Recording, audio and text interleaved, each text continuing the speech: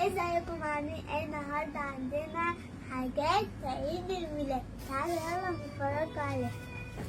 في ده اول لما البيبي بيتولد، في البنت وفي الولد، وفي it's a boy وراها it's a girl. عندنا اشكال جميلة ومنها كتير اوي. وشوفوا كمان عندنا شموع اللي بتنور من الحجرة طق، وده كمان طق. وعندنا بلالين أرقام وبلالين بتنور، وعندنا بلالين حروف وبلالين أرقام. شوفوا وعندنا زينة كمان فوق. عندنا الستارة والشراشيب بتكون حلوة أوي. تعالوا يلا معايا أما أوريكم بقية الحاجة. شوفوا هنا عندنا كل أنواع الشموع، عندنا من أول صفر لحد 9، وشموع نجمة وقلوب وحاجات حلوة.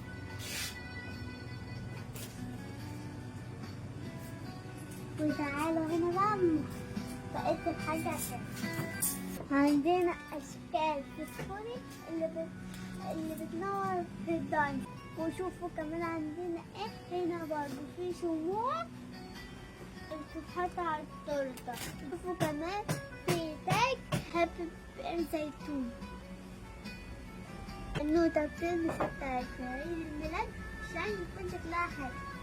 وشوفوا كمان عندنا طراطير، عندنا مدفع ورق ومدفع تركة أفراح.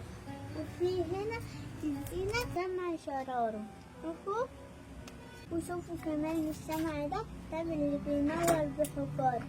شوفوا الشمع جميل ازاي، ده الشكل النهائي وهو منور وبينور برضه في الضلمة.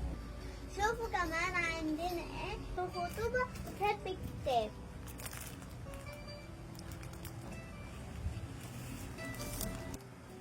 وعندنا كمان الشكل ده والشكل ده.